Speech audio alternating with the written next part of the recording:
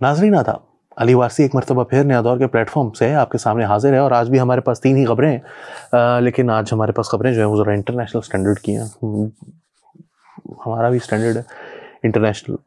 चलते हैं पहली खबर की तरफ। वो इंटरनेशनल की नहीं है, असल में वो पाकिस्तानी वाले इंटरनेशनल की स्टैंडर्ड की एक खबर है पहले तो वो खबर ये है जनाब कि तनवीर अहमद साहब हैं, एक अमेरिका में मुकीम पाकिस्तानी हैं और ये बिज़नेस टाइकून हैं। तनवीर अहमद इनका नाम है और इन्होंने $9 मिलियन जो हैं वो नस्ट को दिए हैं, इस्लामाबाद की जो यूनिवर्सिटी है, national university of science and technology, और आईटी टावर बनाने के लिए। और इंटर सर्विसेज पब्लिक रिलेशंस ने ये बात बताई है अपनी एक स्टेटमेंट के अंदर। और जो इन्होंने तनवीर अहमद साहब हैं, इन्होंने बताया कि मैंने ये डोनेट किया। उन्होंने फिर एक अप्रिसिएशन नोट भी जो है वो लिखा जनरल आसिम मुनीर के लिए, जिसके अंदर उन्होंने कहा कि जनरल आसिम मुनीर ने उनके लिए, और उन्होंने कहा कि आपके जो नस्ट के लिए ये साइंस एंड टेक्नोलॉजी पार्क बनाने के लिए जो आपने पैसे दिए हैं और कैंपसेस की एक्सपेंशन के लिए और partnership for assisting financially challenging students, ये जो फाइनेंशियली चैलेंज स्टूडेंट्स होते हैं उनके लिए जो आपने ये दिए हैं पैसे, उसके लिए हम आपके बहुत शुक्रगुजार हैं और आपने बहुत अच्छा काम किया है। इसको जो है वो मिलनी चाहिए, इसकी शनाख्त होनी चाहिए, पाकिस्तान में पता चलना चाहिए लोगों को। Indeed through this venture not only will NUST gain further strength but will also enable many students to bear their expenditures। तो बहुत सारे लोग जो हैं वो इससे फ़ायदा हासिल करेंगे। अब इसमें ख़बर इतनी मज़ेदार की वाली नहीं है, क्योंकि हम तो देखें ना, हम ज़रा मतलब मुख्तलिफ़ किस्म का एंगल देना चाहते हैं। तो वो एंगल जनाब ये है कि सलमान अहमद साहब जो कि एक फॉर्मर सिंगर हैं, फॉर्मर तो नहीं सिंगर तो वो अभी भी हैं, और पाकिस्तान तहरीक इंसाफ से ताल्लुक़ बहरहाल रखते हैं, पहले वो पॉलिटिशियन नहीं थे। तो सलमान अहमद साहब जो उन्होंने ट्वीट की थी, उन्होंने कहा था जारी दरिंदगी और लाकानूनियत को मद्देनज़र रखते हुए आसिम मुनीर के साथ डिनर करने से इनकार कर दिया। कल रात 100 से ज़ायद अफराद को मदऊ किया गया था, जिसमें से सिर्फ 20 के करीब लोगों ने शिरकत की। पाकिस्तानी कम्युनिटी ने शायद ही पहले किसी ऐसे डिनर का इतने बड़े पैमाने पर बॉयकॉट किया हो। तो तनवीर अहमद साहब जो हैं उन्होंने कहा ये फेक न्यूज़ है। मैं आर्मी चीफ साहब से मिला हूँ और दर्जनों लोग वहाँ पर कम्युनिटी से ताल्लुक़ रखने वाले मौजूद थे। 70 से ज़ायद अफराद जो हैं वो वहाँ पर मौजूद थे। हमारे पास एक बिल्कुल हमने जो डिस्कशन थी वो बिल्कुल ओपन थी, फ्रैंक थी, ओपन माइक था, जिसने जो सवाल करना था वो किया। और हर एक के साथ आर्मी चीफ जो हैं उन्होंने बहुत रिसेप्टिव होकर उनकी बगौर उनकी बात सुनी। और उन्होंने कहा कि पाकिस्तानी जो डिप्लोमेट्स हैं उनके बारे में डिमांड की गई कि उनसे बहुत ज़्यादा डिमांड्स की गई थी कि उनको इन्विटेशन दिए जाएं, लेकिन सिर्फ कुछ लोगों को ही डिमांड उनकी मानी गई। The COS came to the tables and met every guest in person, और वो तमाम लोगों की टेबल्स पर जाकर खुद उनसे मिले। हमने इस हवाले से अनवर इकबाल साहब जो कि डॉन के रिपोर्टर हैं, बहुत सीनियर, तकरीबन 20 साल से जो है वो अमेरिका में मौजूद हैं, उनसे भी हमने पूछा। वो इस इवेंट पर मौजूद थे। उन्होंने कहा कि दर्जनों लोग थे और वहाँ पर उन्होंने जब पूछा तो बताया गया कि डिप्लोमेट्स ने उनको बताया कि जितने लोग हमने बुलाए थे उससे ज़्यादा लोग वहाँ पर आए। उन्होंने पूछा कि ज़्यादा कैसे आ गए, तो उन्होंने कहा कि जितने लोगों को बुलाया था उनकी तरफ से वो अपने साथ रिश्तेदारों को भी लेकर आए।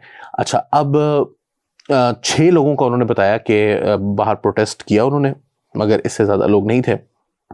कोई फुटेज जारी नहीं की गई PTI की तरफ से या सलमान अहमद साहब की तरफ से, या और बहुत सारे लोग जो इस बारे में क्लेम कर रहे हैं कि उन्होंने ये बात की है, तो उन सब ने ऐसी कोई फुटेज जारी नहीं की। और फिर उसके बाद बिलाखिर जो है वो ये इवेंट जो है वो बहुत ही बेहतरीन तरीके से मुनक़िद हुआ। अच्छा, अब जो इसमें मज़ेदार बात है, उन्होंने भी कहा, और मैं भी आपको ये बात अपने एक्सपीरियंस से बता रहा हूँ कि पाकिस्तानी जितने भी बाहर मौजूद हैं, इनमें से मैं तो ये नहीं कह रहा हर एक ऐसा ही है, मगर ये कोई नज़रियाती लोग नहीं है, चाहे वो PTI के सपोर्टर्स भी हों। मैं ये नहीं कह रहा कि वो PTI को सपोर्ट नहीं करते, मगर वो आसिम मुनीर साहब के सामने खड़े होकर जो है वो घनघरज दिखाएं, ऐसा कुछ नहीं है। यहाँ पर जो लोग पाकिस्तान से बाहर जाते हैं, इनका मकसद सिर्फ एक है। अगर ये वैसे इतने ही कोई नज़रियाती होते या मुल्क कितनी इनको फ़िक्र होती, तो आज पाकिस्तान के जो ओवरसीज़ पाकिस्तानीज़ हैं वो कहीं पहुँच चुके होते। पाकिस्तानी नेशनल्स को दुनिया में एक मकाम हासिल होता, हमारे लोग जो यूनिवर्सिटीज़ में PhD कर रहे होते, मगर ये तो वहाँ जाकर कोई ऐसी बात करते नहीं है। बस इनका एक मकसद होता है कि किसी तरीके से और लोगों को वहाँ से पाकिस्तान से बुला के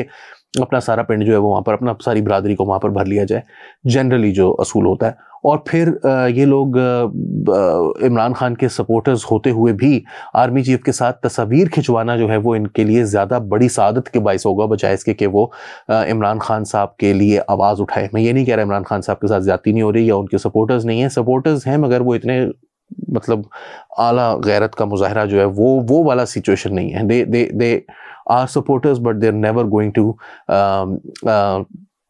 take a line against the Pakistan army. और ये भी मैं आपको बता दूं, जो अनवर इकबाल साहब ने भी कहा कि जैसे जैसे पाकिस्तानी ओवरसीज़ जो हैं उनको ये यकीन होता जा रहा है कि आर्मी के अंदर इमरान खान साहब के लिए अभी कोई मोहब्बत मौजूद नहीं है, तो उनकी तरफ से जो वो है ना एंथुजियाज्म है फॉर इमरान खान, वो भी कम होता जा रहा है। पहले उनको लगता था कि आर्मी के अंदर जो ओवरवेलमिंग फैक्शन है वो इमरान खान के साथ है, मगर आहिस्ता आहिस्ता वो उनका जो झाग है वो बैठता जा रहा है। और फिर यहाँ पर मैंने ओवरसीज़ कन्वेंशन हुआ, मुझे याद है 2013 में मैं एक इवेंट के ऊपर गया, वहाँ पर हमने भी कवरेज की उसकी, और प्रेस रिलीज़ वगैरह जब हम लिख रहे थे तो मैंने वहाँ पर देखा कि ऐसे ऐसे लोग भी थे जो इवेंट ख़त्म होने के बाद खड़े हुए थे वहाँ पर स्टेज के ऊपर और एक साथ अपने फोटोग्राफर को लेकर आए हुए थे, और वो एक्टिंग कर रहे थे ऐसे ऐसे शक्लें बनाकर, यूँ करके जैसे वो तकरीर कर रहे हैं, एक बहुत बड़े कन्वेंशन से खिताब कर रहे हैं, और वो तस्वीर लेकर वो सिर्फ उन्होंने कुछ नहीं किया बल्कि जाकर उनको फेसबुक पर लगा दिया।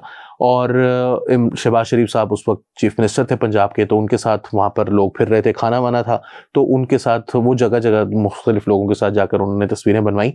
तो तस्वीरें जो थी वो फेसबुक पर लग गई और उन्होंने कहा कि जी हमने कोई बहुत बड़ा कारनामा सर अंजाम दिए। सो this is the kind of mentality that Pakistani overseas Pakistani generally have.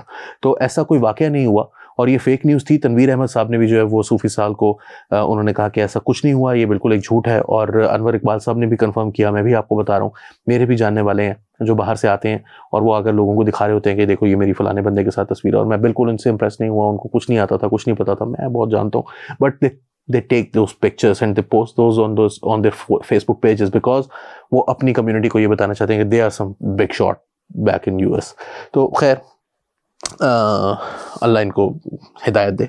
चलते हैं अपनी अगली ख़बर की तरफ। जनाब इसराइल से हमारे पास जो ख़बरें, हमारे पास कोई मतलब स्पेसिफिक ये हमारे पास नहीं है, मगर जो बड़ी ख़बरें आज की उनमें सबसे बड़ी ख़बर जो है वो ये है कि आज रेड सी के ऊपर से यमन की जानिब से 14 जो रॉकेट्स लॉन्च किए गए थे उनको US ने गिराया, उन्होंने बताया।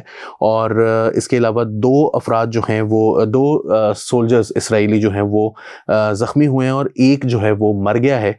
हॉस्टाइल एयरक्राफ्ट की जानिब से लबनान के बॉर्डर के करीब एक जहाज से फायरिंग की गई, ये फायर किया गया जिससे 2 लोग मर गए। ये समझ से बाहर है कि क्योंकि लबनान के बॉर्डर के करीब गाज़न्स नहीं है, हमास के पास कोई एयरक्राफ्ट नहीं है। This could be Lebanese but nobody nose, क्योंकि इसमें लिखा नहीं गया, मगर एक हॉस्टाइल एजेंसी या हॉस्टाइल एयरक्राफ्ट ने उनके एक फौजी को जो है वो कत्ल किया। हमास ने जो है वो यूरोपियन नेशंस को कहा है कि वो इसराइल से जंग बंदी के लिए अमेरिका पर प्रेशर डालें, और उन्होंने कहा है कि हमारे जो फाइटर्स हैं उन्होंने ग्राउंड के ऊपर, बैटलफील्ड के ऊपर अपनी स्ट्रेंथ को साबित कर दिया, जिसकी वजह से हमें एक ज़बरदस्त किस्म का इस वक्त सक्सेस मिला है, वो ये कह रहे हैं। इसके बाद उन्होंने ये कहा है कि बहुत से ममालिक जो हैं वो इस वक्त अमेरिका को ये कह रहे हैं कि वो इसराइल के ऊपर दबाव डाले और जंग बंदी करवाए। उन्होंने ऑस्ट्रेलिया, न्यूजीलैंड और कनेडियन स्टेटमेंट्स को इस हवाले से कहा कि सीज़ फायर के बारे में उन्होंने बात की, और UN जनरल असेंबली को भी उन्होंने ये वोट भी किया है कि गाज़ा के अंदर जो है वो ये जो कुछ हो रहा है वो रोकने की ज़रूरत है। और उन्होंने कहा कि इसकी वजह से दुश्मन जो है वो बुरी तरह से एक्सपोज हुआ है। लेकिन the United states stance that is shifting, उन्होंने कहा कि अमेरिका का जो स्टांस है वो इस हवाले से शिफ्ट करता जाता है। वी आर स्टिल डाउटफुल, मगर वो कह रहे हैं कि ये हिल रहा है अपनी जगह से। मतलब पहले तो ये था ना कि कोई सीज़ फायर नहीं, वो आहिस्ता आहिस्ता अपनी जगह से हिल रहा है, लेकिन अभी भी हमें इनके ऊपर शक है। And do not trust the US, और हम US के ऊपर जो है वो मुकम्मल तौर पर एतबार नहीं करते। उन्होंने कहा कि इसकी पोजीशन जो है वो उस क्राइसिस की वजह से निकल रही है जो कि प्रेसिडेंट बाइडन का जिसको सामना है, क्योंकि उनको अपना इलेक्शन जो है वो बहुत ख़तरे में नज़र आ रहा है इस वक्त। और वो कह रहे हैं कि अगर वो चाहते तो इसराइल को बहुत अरसा पहले वो वेपन्स और पैसा देना जो है वो रोक सकते थे, लेकिन उन्होंने ऐसा नहीं किया। और फिर उन्होंने UN सिक्योरिटी काउंसिल में जो रेजोल्यूशन आई थी उसको वीटो भी किया। कहते हैं कि ये तमाम लोग जो हैं वो इसमें शामिल हैं, अमेरिका जो है वो इसमें शामिल है, और तमाम यूरोपियन ममालिक से उन्होंने, और ना सिर्फ ऑक्यूपेशन में शामिल है बल्कि जो जंगी जुराइम इस वक्त इसराइल कर रहा है, ख़वातीन और बच्चों को निशाना बनाया जा रहा है, सहाफ़ियों को निशाना बनाया जा रहा है, उनके हवाले से भी उन्होंने कहा कि ये एथनिक क्लेंजिंग हो रही है, इसमें भी अमेरिका जो है वो शामिल है। और उन्होंने यूरोपियन कंट्रीज़ को कहा है कि वो कोशिश करें, हिमायत करें कि इस चीज़ की हिमायत करें कि अमेरिका जो है वो इसको रोके और उन्होंने यहाँ पर आपको ये भी बताते चलें कि कान न्यूज़ पब्लिक ब्रॉडकास्टर है, उसने ये बताया कि अक्टूबर 7 के बाद से अभी एक जो सुपरनोवा म्यूज़िक फेस्टिवल हुआ था गाज़ा के करीब, गाज़ा के करीब अक्टूबर 7 को, वहाँ पर जो उस फेस्टिवल के अंदर एक खातून थी जिनको उठाया गया था, तो वो भी कत्ल कर दी गई हैं। और इससे पहले ये खबर आई कि इसराइली ऑफिशियल्स ने ये बताया है कि उन्होंने हमास फाइटर्स समझकर 3 जो हॉस्टेजेस थे उनको कत्ल कर दिया। वो तीनों हॉस्टेजेस जो थे वो इसराइली शहरी थे और वो आ रहे थे, उनके पास वो वापस आना चाहते थे। वो किसी तरीके से हमास की जो उनको किडनैपिंग थी या हॉस्टेज टेकिंग थी, जो भी कह लें आप उसको, वो उससे निकलने में कामयाब हो गए थे। मगर इसराइल जो है वो ये समझ करके ये दुश्मन है उनको मार दिया, जबकि उन्होंने बता भी रहे थे, वो उन्होंने वाइट कपड़े भी जो है वो फिजा में लहराए, ये बताने के लिए कि वो जंग करने नहीं आ रहे, वो उनके करीब जा रहे थे, मगर मार दिया गया उनको। और इसकी इसराइल ने जो है वो जिम्मेदारी कबूल की है। फाइनली इसराइली ऑफिशियल्स के बारे में ये इजिप्शियन सिक्योरिटी सोर्सेज जो है वो कह रहे हैं कि अब इसराइली ऑफिशियल्स जो हैं वो पहले के मुकाबले में इस वक्त एक नई डील के करीब नज़र आ रहे हैं, और वो पैलेस्टीनियन प्रिजनर्स के अगर कैप्टिव जो गाज़ा में मौजूद हैं, हॉस्टेजेस जिनको कहा जा रहा है, उनको अगर रिलीज़ करवाने में मदद दें तो वो एक नई डील के ज़रिए सीज फायर करने में इंटरेस्टेड नज़र आते हैं। ये इजिप्ट की जानिब से बताया गया है, रॉयटर्स को, इजिप्शियन सिक्योरिटी ऑफिशियल्स की जानिब से। So this is good news, अल्लाह करे कि ये बेहतर। फाइनली पेशावर हाई कोर्ट में एक इलेक्शन अदलिया की निगरानी में कराने की दरख्वास्त जो है वो समाअत के लिए मुकर्रर हो गई है। पेशावर हाई कोर्ट ने पाकिस्तान तहरीके इंसाफ की इंतखाबात अदलिया की निगरानी में कराने की जो दरख्वास्त है वो समाअत के लिए मुकर्रर करते हुए इलेक्शन कमीशन को नोटिस जारी कर दिया है। पहले ये बंद हुई थी लाहौर हाई कोर्ट से, जो उनकी चोंच बंद की गई है, तो अब पेशावर से कोई जो है वो उसकी शुरू हो गई है। दरख्वास्त पीटीआई के मरकजी तर्जुमान मौज़म बट एडवोकेट ने दायर की है कि इसकी समाअत चीफ जस्टिस मोहम्मद इब्राहिम खान और जस्टिस शकील अहमद ने की। अदालत ने गुज़िश्ता रोज़ पीटीआई की इंतखाबात अदलिया की निगरानी में करवाने की दरख्वास्त की समाअत में इलेक्शन कमीशन का नोटिस चैलेंज करने का हुक्म दिया। तो उन्होंने कहा कि आप इलेक्शन कमीशन ने जो नोटिस जारी किया है उसको भी चैलेंज करें। तो उन्होंने कहा कि ये कौमी इशू है, ये आपने ज़िमनी दरख्वास्त जमा करवाएं, जिस पर वो करवा दी गई। चीफ जस्टिस का कहना था कि हम किसी को इलेक्शन में ताखीर की इजाज़त नहीं देंगे, इलेक्शन की जो तारीख मुकर्रर है इससे एक दिन ज़्यादा ये कम नहीं करेंगे। तो ये मज़हक़ खेज़ किस्म की बात है, क्योंकि अगर अब आरओज़ और डीआरओज़ जो हैं वो जो पहले से ब्यूरोक्रेसी से या सिविल सर्विसेज से या सरकारी इदारों से लिए गए हैं, उनको निकाल के उनकी जगह जो है वो अदालतों से लिए जाएंगे, तो उनकी दोबारा से ट्रेनिंग होगी और ये जो शेड्यूल अनाउंस हुआ है वो कम्प्लीटली डिरेल हो जाएगा।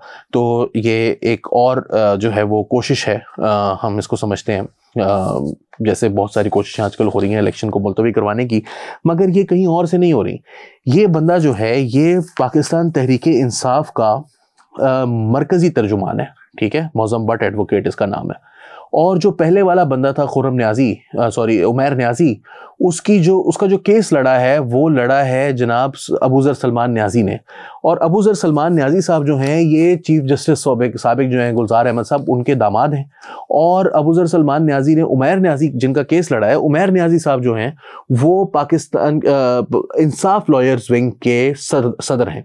तो अब मेरी समझ से बारह, और अबूज़र सलमान न्याजी ने मेहर बुखारी को इंटरव्यू देते हुए ये भी बताया कि ये सब कुछ जो है वो हम इमरान खान साहब के नोटिस में है, इमरान खान साहब की मर्जी से, उनकी मंशा से ये पिटिशन फाइल की गई थी। अब ये साहब है, ये भी यही कह रहे हैं कि ये पीटीआई के एक ओहदेदार हैं, और फिर अदालत जो है वो इनसे कह के पिटिशन दायर करवा रही है। तो मैं ये समझता हूँ कि इसमें अदालतों का किरदार हमें अच्छी तरह पता है। बहुत सारे जो लोग हैं वो सहूलतकारी के बारे में बात अक्सर होती रहती है। मैं उस तरफ जाने की बजाय मैं ये ज़रूर जानना चाहूँगा कि पाकिस्तान तहरीके इंसाफ अगर वाक़तन इलेक्शन चाहती है तो फिर ये इलेक्शन जो है वो करवाने में, रखने डालने में क्यों मुसलसल जो है वो पेश है, क्योंकि पहले भी उन्होंने ही कोशिश की और दूसरी दफ़ा भी उन्होंने ही कोशिश की। अब ये नहीं कहा जा सकता कि एस्टेब्लिशमेंट के अंदर कुछ लोग हैं, अदालत के अंदर कुछ लोग हैं, केयर टेकर्स के अंदर कुछ लोग हैं, जो कोई भी लोग इसके पीछे हैं मुझे नहीं पता, लेकिन जो आगे हैं वो पाकिस्तान तहरीके इंसाफ है। तो कम से कम फेस पर तो तहरीके इंसाफ के लोग ही ये सब कुछ कर रहे हैं, और वो तहरीके इंसाफ के मरकजी लेवल के ओहदेदार हैं जो सब कुछ ये कर रहे हैं। सो आई डोंट अंडरस्टैंड कि पाकिस्तान तहरीके इंसाफ को इलेक्शन से क्या खौफ है। लेवल प्लेइंग फील्ड की बात जहां तक है तो उन 2002 में मोहतरमा बेनज़ीर भुट्टो और नवाज शरीफ साहब जो हैं वो इलेक्शन में नहीं थे। 2008 में मोहतरमा बेनज़ीर भुट्टो को कत्ल किया गया, नवाज शरीफ साहब को इलेक्शन नहीं लड़ने दिया गया, शहबाज शरीफ को भी इलेक्शन नहीं लड़ने दिया गया। 2018 में नवाज शरीफ को नाअहल करवाया गया।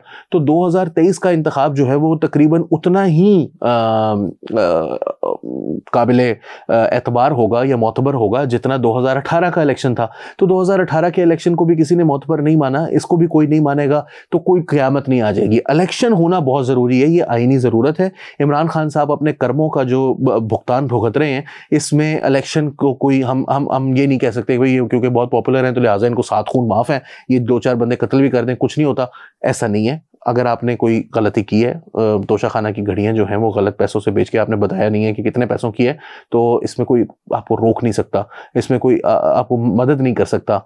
आपको इस हवाले से जवाब देना होगा। या साइफर के केस में अगर आपने जो है वो कौमी राज अफशा किए हैं या आपने लोगों से पैसे लिए हैं और ज़मीन हथियाई है और उनको जो है वो बड़े बड़े माली फ़वाइद दिए हैं, तो इसमें किसी और का कसूर नहीं है, उनका कसूर है। और अगर उसकी वजह से इलेक्शन डिलेजिटिमाइज होते हैं तो होते रहे, इलेक्शन तो होने ज़रूरी हैं, इलेक्शन ज़रूर होने हैं, उनको होना चाहिए। बग़ैर उसके गुंजाइश नहीं निकलेगी किसी किस्म की भी मज़ीद बेहतरी की, इमरान खान साहब की लाइफ में भी और पाकिस्तान के लिए भी। अली वारसी को नया दौर के प्लेटफॉर्म से इजाज़त दीजिए। आदाब।